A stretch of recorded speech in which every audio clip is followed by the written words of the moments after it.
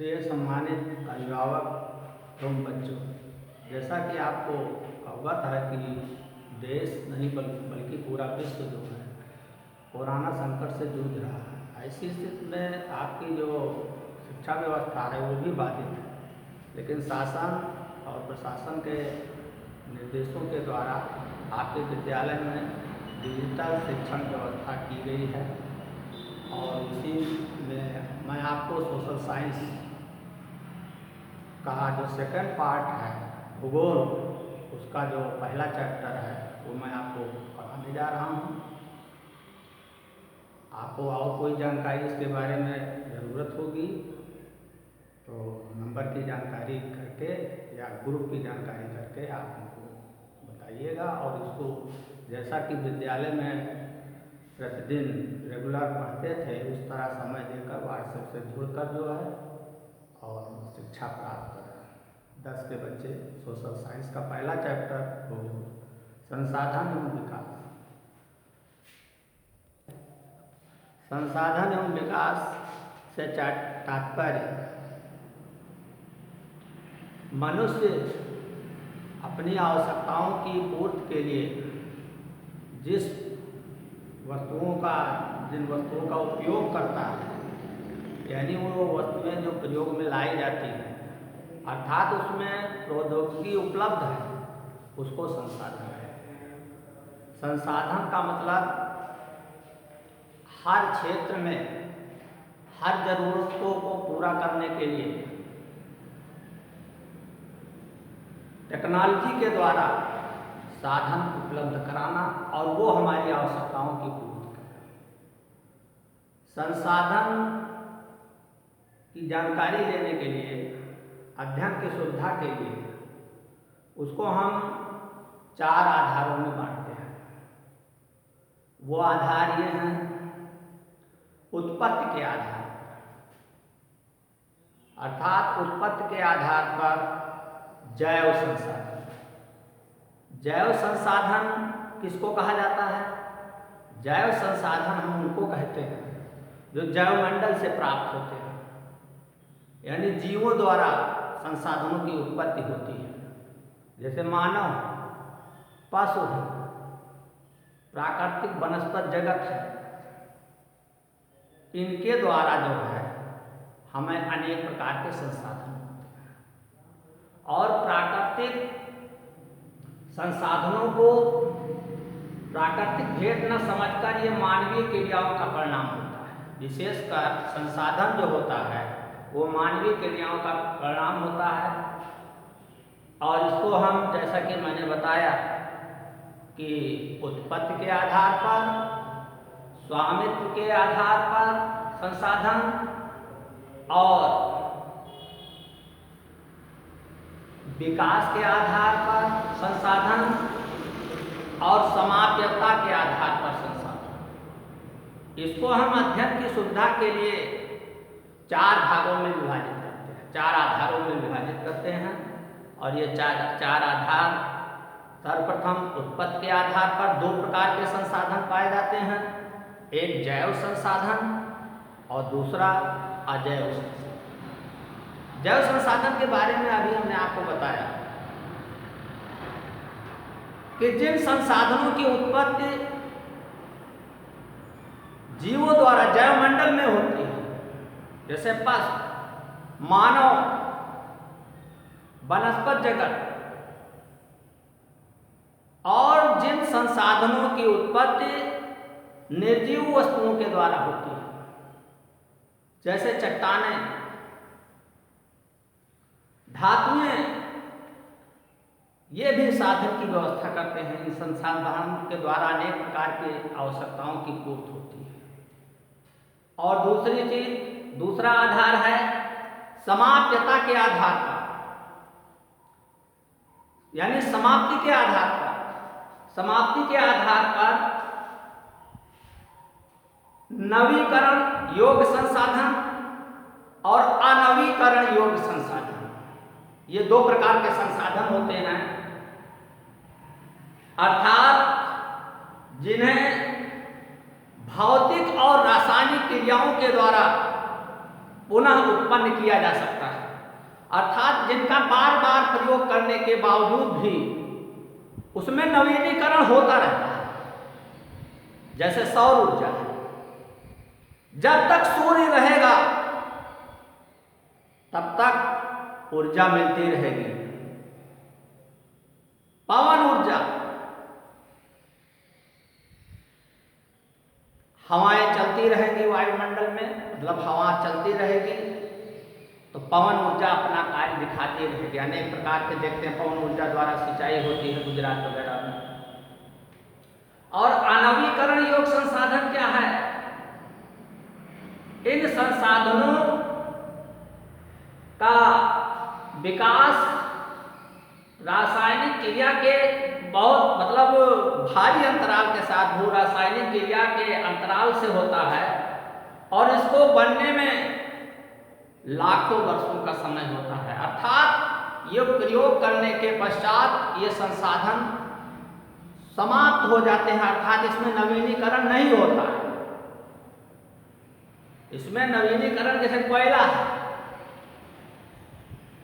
कोयले का प्रयोग करने पर, जिस संसाधन में प्रयोग करने पर ऊर्जा प्राप्त करने के लिए वह राख हो जाता है। पेट्रोल, मशीनों को चलाने के लिए पेट्रोल का प्रयोग किया जाता है और जब प्रयोग किया जाता है तो एग्जॉस्ट साइलेंसर से कार्बन बनकर उड़ जाता है, दोबारा प्रयोग में नहीं आते। इसको कहा जाता है आणविकरण योग संसाधन।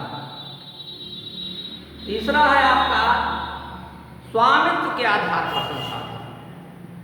स्वामित्व के आधार पर नंबर 1 है व्यक्तिगत संसाधन। व्यक्तिगत संसाधन उसको कहा जाता है जिसमें व्यक्ति का मालिकाना हक होता है, अर्थात वो उसका मालिक होता है।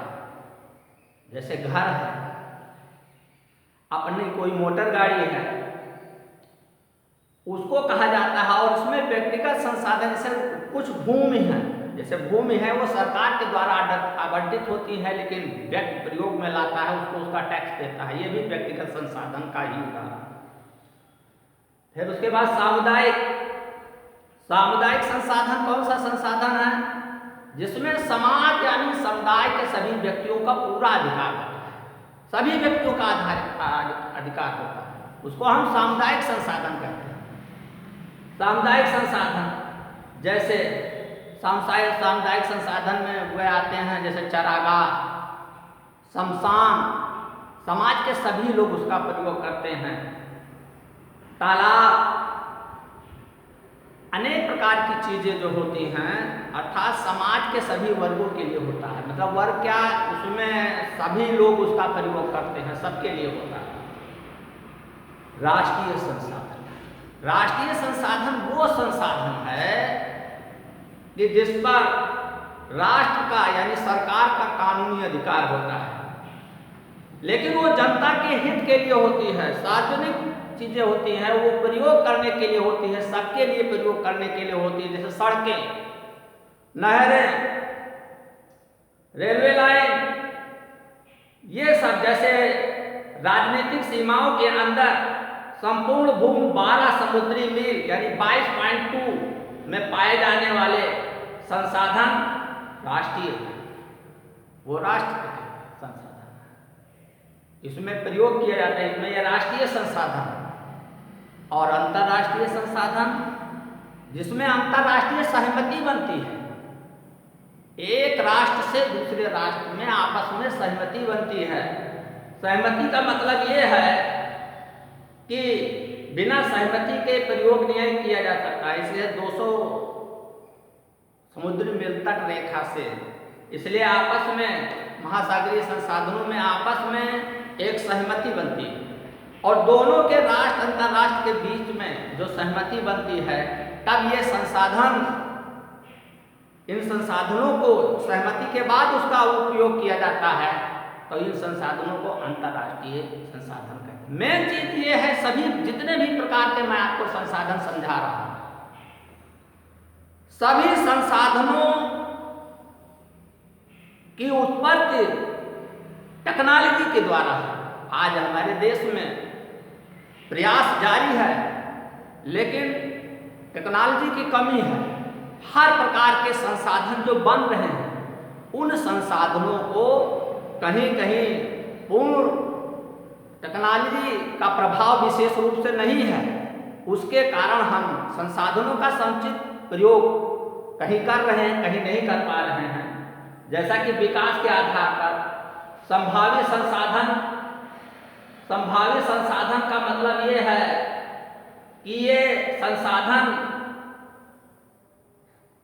प्रदेश में विद्यमान है, प्रदेशों में विद्यमान है, लेकिन इसका भरपूर समुचित प्रयोग नहीं किया जा रहा है, नहीं किया जा सकता। तकनीकी के कमी अभाव में, टेक्नोलॉजी के अभाव में इसका जो है समुचित, जैसे गुजरात, राजस्थान, वहां सौर सूर्य का तापमान अधिक,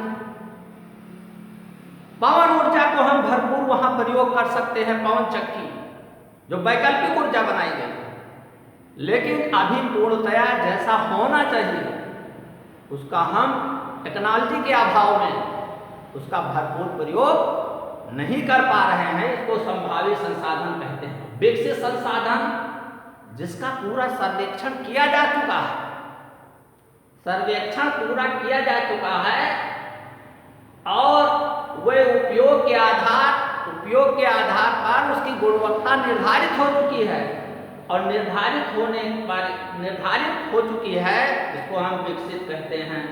भंडार का मतलब ये है कि पर्यावरण में पाए जाने वाले पदार्थ जो मानव की आवश्यकताओं की पूर्ति करते हैं, उनका भंडार है, लेकिन तकनीकी अभाव के कारण जो है उनका सही प्रयोग नहीं हो रहा। जैसे हाइड्रोजन तथा ऑक्सीजन का यौगिक, हाइड्रोजन ऊर्जा का मुख्य स्रोत बन सकता है। ऐसे संचित कोष का मतलब इसके तकनीकी सहायता के लिए इसका प्रयोग किया जा सकता है। जैसे एकत्रित जल, नदी का जल, बहुउद्देशीय परियोजनाएं। अभी अपने देश में तकनीकी की कमी है, उस तकनीकी का लगातार प्रयास किया जा रहा है, और जैसे जैसे तकनीकी प्रयास में है वैसे वैसे संसाधनों का विस्तार हो रहा है। और इसके बारे में आप लोगों को कोई क्वेश्चन या किसी भी समस्या होगी तो आप तुरंत फोन करके, लॉकडाउन सरकार की व्यवस्था में रहें, सोशल डिस्टेंस का पालन करें, सरकार की सारी व्यवस्थाओं एवं निर्देशों का पालन करें। कोई समस्या है, आपको एक नए वीडियो हम डालते रहेंगे, आप समझें, जुड़ें मुझसे, और उसके बाद में